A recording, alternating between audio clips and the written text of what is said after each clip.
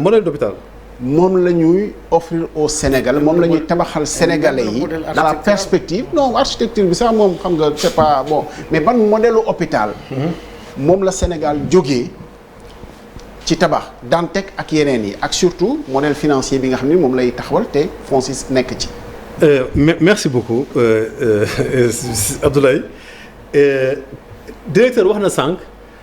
il a commencé à parler du financement il a donné l'exemple de Dalal Jamm. Dalal Jamm hôpital dama ko xam bu baax parce que dans une autre vie man maa doon def câblage Dalal Jamm j'étais sous-traitant di koy tabax. ah bëri métier nag.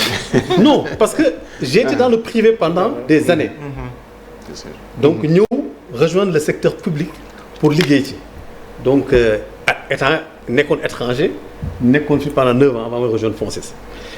wax na sànq ci problème financement bi l'État bi muy def les 4 hôpitaux daf ni financement public lay doon d'accord mais part endettement bi état bi day indi benn partie beneen partie bi dette bi day nekk financement export xam ni kii nit ki day ñëw tabax clé en main ak financement export boo xam ni du cher Dantec maa la wax sànq 2019 lañ ci signé benn convention bu concerné woon Dalal Jamm pour voir Dalal Jamm nu ñu mën a justement fexe ba résoudre yi voilà parce que kii mi ngi fa woon di ñafe c'est un battant pour que Dalal Jamm fonctionne Dantec état bi moo koy financé comme ni ñu financé les 4 hôpitaux la même modèle de financement bi la état mooy indi benn paaru li hôpital bi di jar beneen partie bi financement export tu awoon aussi noonu lañ koy tabaxee. lu ci indi privé yi privé yi dañ leen jël. ñoom pour ñu tabax amul privé. taxaw ma déglu ma xaw état bi mooy tabax. dafa mel ni yow soo ñëwee di tabax sa kër. nga ni damay wut apport 20% ma dem banque mu lebal ma jël entreprise buy tabax boo xam ni mais entreprise bi ñu jël day tabax lépp c'est-à-dire mooy tabax sa kër clé en main jox la caabi bi. léegi aussi bien Dantec que Tivaouane. tu vois bi ñu def pose première pierre. dans ces ñaari hôpitaux yooyu FONSIS rôle maître d'ouvrage délégué la c'est-à-dire que ministère de la santé laay liggéeyal waaw donc indiwuñ financement ministère de la santé la ñuy liggéeyal et dans ce cadre. concrètement da ngay tabax dem wala bu ñu paree. non da ngeen am taxawaay ci biir non ministère bi laay liggéeyal c'est-à-dire quand j'ai ministère ci ministère bi la bokk. oui mais sama laaj mooy. c'est-à-dire FONSIS su tabaxee ba pare. suñ tabaxee pare. waaw hôpital bi c'est un hôpital public comme ni ko kii waxee. d'accord ministère jël hôpital public am gérer ko. donc c'est un hôpital public Dantec la ñuy tabaxaat moo tax souvent il faut ñu wax sénégalais Dantec tëjuñu ko. parce que su nee tëj. mais li leen ci boole mais li leen ci boole yéen ci modèle de financement bi. est-ce que su paree da ngeen ciy nekk wala da ngeen tabax bu paree ngeen pare ci. pour le moment ñun dañuy tabax dem ci ñoon état bi mooy gérer son hôpital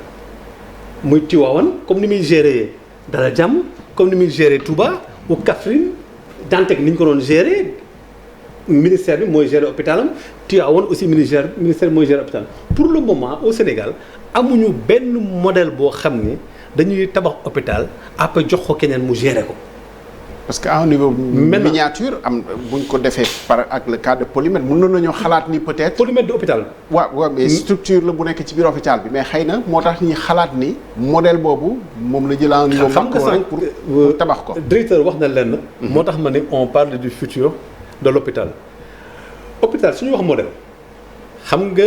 da ngay njëkk a xool dafa mel ni looy mënta defar dans la vie hôpital yi lenn moo ci yem da ngay xool ñi ngi koy defaral lan mooy soxla bi. quels sont les besoins léegi besoins yooyu nga xool fi nga koy tabax la mooy caractéristique zone bi nga koy tabax ak fi nga koy tabaxee ak ñi ngi koy tabaxal ak ñi fay liggéey nga tabax maintenant architecture bu méngoog culture bi bu méngoog état d'esprit mais bu méngoog aussi la culture de dans 20 ans dans 25 ans parce qu'on ne construit pas un hôpital pour 2 ans donc cette projection dans la culture nit ñi ni ñuy dundee nit ñi ni ñuy mel ménage sénégalais yi même da nga koy xool nan lay toll ji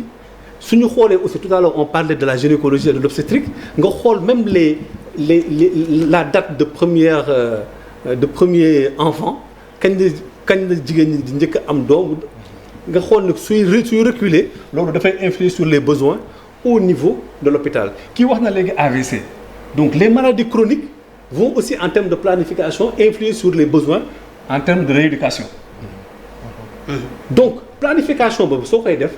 noonu ngay planifier après nga ne hôpital bi nii laa koy tabaxee mu am une traduction architecturale comme kër da ngay dem ci besoins yi xool nit ñi li ñu bëgg ni ñuy travailler ñooñu ngay déglu li ñu soxla ak li ñu war def ëllëg nga tabaxal leen loolu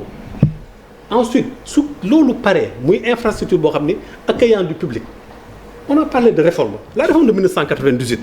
c'est une réforme avant ça les hôpitaux étaient gérés autrement les acteurs étaient autres dëkk boo xam ne sa population day yokk population bi di changer da ngay continuer def ay réformes moo tax y a une réflexion en cours des réformes qui vont arriver et qui vont concerner en fait ce que j'appelle la gestion mooy gestion de manière générale ni ñuy gérer le système hospitalier